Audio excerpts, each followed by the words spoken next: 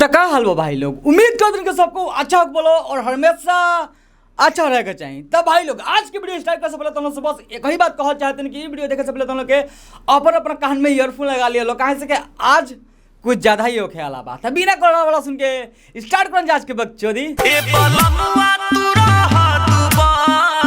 अच्छा तो तार सजाना दुबई रहो और तू इंडिया में बैठ के उंगलियावन।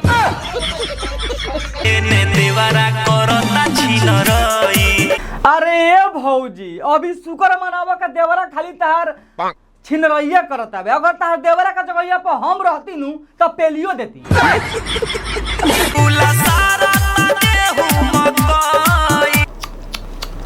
बहुत दुख के बात बा भौजी, सर्व इतना निर्दयी तार देवर मिल गइल बावे कि गेहूं मकई में दौड़ाई के पेलता। अरे जाय दो भौजी, देवरे नु हवे, अगर एक टिप मार ली त का भइल बा। अब मतलब तनी मनी छिनरई कर ली त का भइल बा, देवरे नु हवे, करवा लो तनी मनी छिनरई। जब से गइल बाड़ो पूना, अब तनी इहो सार के सुना लो, जब से गइल बड़ा पूना।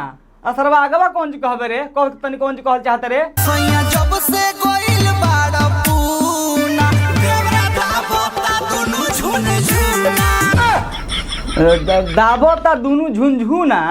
अरे सरवा त नहीं, दुबई वाला तो सही रहल, लेकिन ये दुनु झुनझुना दाबे के बात होता है। अब देखो भैया, अगर तोहरों के भी दाबे का मन झुनझुना नु ताई कही दुनु निचला हमार और भुला भी नहीं सर कौन चुका करला। कहला बिना हम जीनो ही पाइब।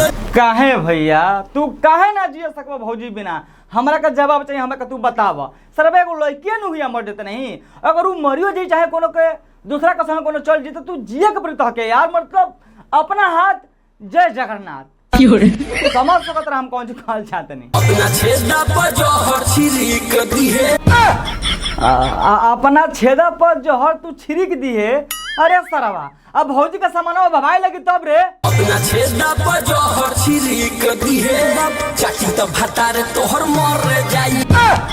हां रे रे तोरी बहन चोदो, तू कौन सी कहल चाहत रे सरवा। मतलब भाई लोग को मन बोला चाहना, लेकिन इतना ही तरह दोगला बावे, कहो तक अपन सामान पर जहर छिड़क लिए, तोर अगर दूसरा जगह शादी हुई तो तोर भतारा चाटी तब मर जी। अरे सारा बता नहीं काहे ओकर सुहाग के मुहावल चाहत रे। अगर तोरा शादी करे के मन में तो तू खुद भागा के लेके चल जो, कहीं जाके शादी कर ले आ पेल पेल के मुआ दे, लेकिन सारा ओकर मर के तो मुआओ मत तू।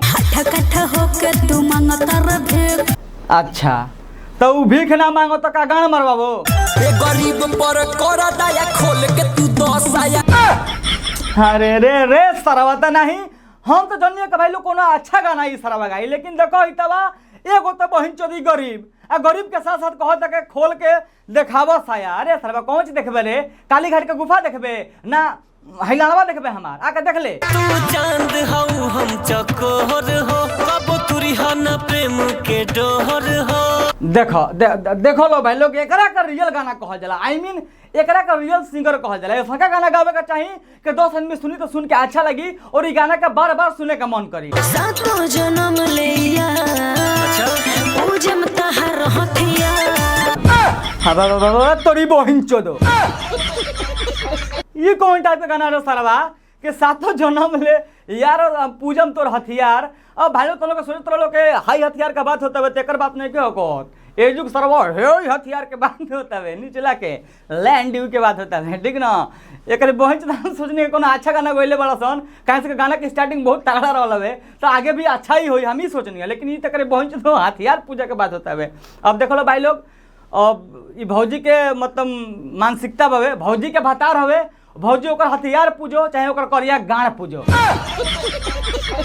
ओकरा से हमरा कोनो दिक्कत नहीं के। बाकी वीडियो तो लोग देख के संका लगल के संका ना हमका कमेंट करके जरूर बताइए। और वीडियो देख के कुछ ज़्यादा अच्छा लगे तो वीडियो के लाइक भी कर दिए, कमेंट करके जरूर बताइए कि वीडियो देख के मजा आइल हवे का ना।